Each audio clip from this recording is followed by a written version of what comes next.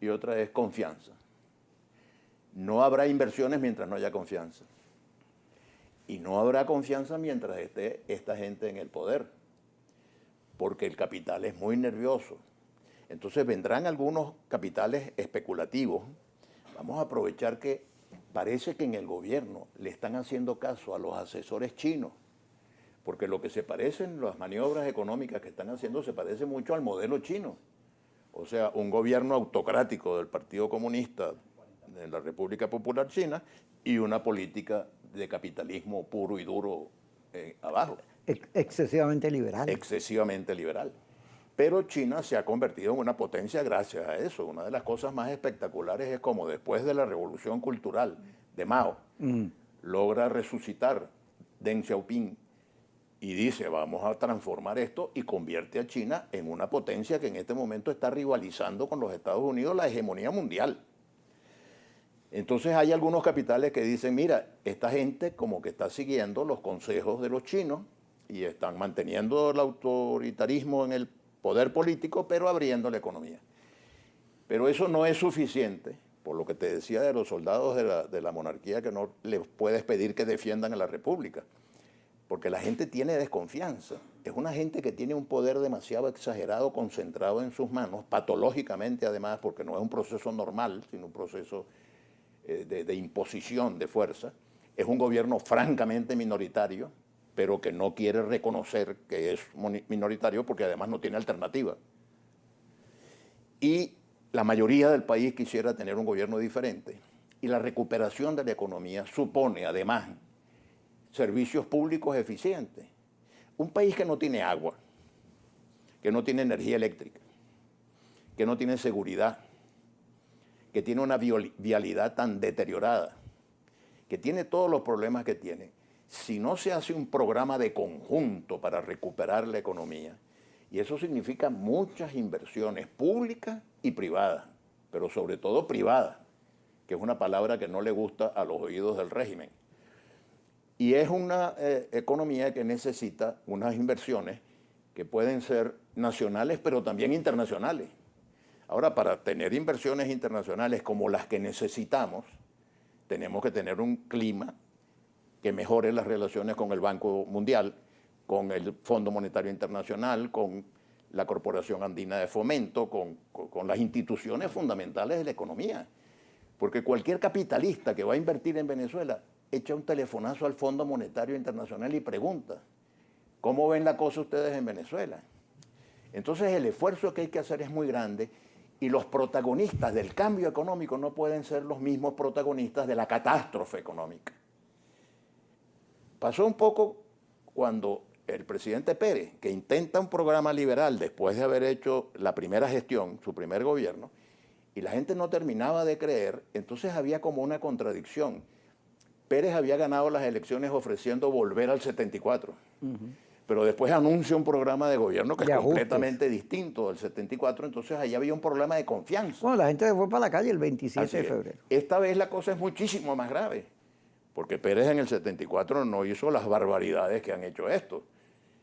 Y el programa que se ofrecía en el 89 era un programa que tenía mucho sentido. Pero a esta gente le va a costar mucho trabajo recuperar la confianza. Yo sostengo que mientras Maduro esté en Miraflores, es muy difícil que se recupere la confianza en Venezuela. Aunque él tenga la mejor intención de rectificar sus errores, es muy difícil que después de estos 20 años de catástrofe económica se le tenga confianza. Y las medidas que se toman son contradictorias, porque por una parte hay apertura, pero por otra parte hay medidas fiscalistas para enriquecer más todavía al Estado. Señores, hay que reducir el tamaño del Estado. Y esto no es neoliberalismo, esto es sentido común. Hay que reducir el tamaño del Estado y hay que apostar a la emergencia de un sector privado vigoroso, eficiente, productivo. Esa es la solución de la situación económica de Venezuela, estimular a la pequeña empresa, la mediana empresa y la gran empresa, y las grandes inversiones, mejorar los servicios públicos y pedirle a la economía tres cosas.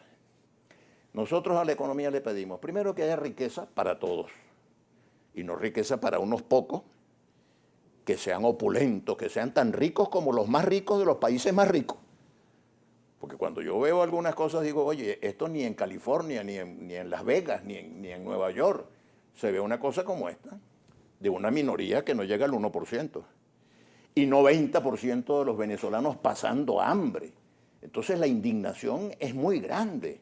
El cambio tiene que ser muy radical, pero que tiene que ser un gran consenso nacional, un gran sentimiento de unión nacional, que no es la unidad de los partidos, es la unidad del país, detrás de un programa de progreso y de desarrollo y de bienestar. Vamos a meternos por ahí, pero antes fíjate, mi hijo se fue para China, a vivir en China, porque él habla chino. Qué bueno, mandarín. Chino mandarín.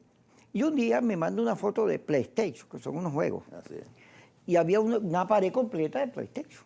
Entonces, unos valían $100, otros 100, otros 300 y unos que valían 1000.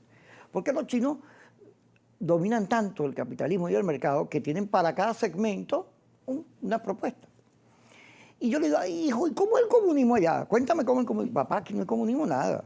Aquí los que son miembros del partido tienen que educarse, se preparan, es una logia, una casta, una cosa. Pero todo lo demás, son más comerciantes que los árabes, los chinos. Grita más duro y cosas. Y tú vas a comprar algo y tienes que regatear hasta que, bueno, consigue lo que quiere. Ah, pero los chinos, aprendiendo del capitalismo lo que tenían que aprender, pero no se parece a nuestra cultura occidental porque ellos nunca han tenido voto. Siempre han tenido imperios, dictaduras, cosas, gobiernos muy autoritarios. Entonces no tienen en la historia lo que nosotros tenemos. ¿Ves? Porque para Occidente tú no puedes hacer esa cosa que hacen los chinos en términos de la política. Y luego cuando tú revisas a Venezuela, le metes una lupa, resulta que la política es el desencadenante de la crisis.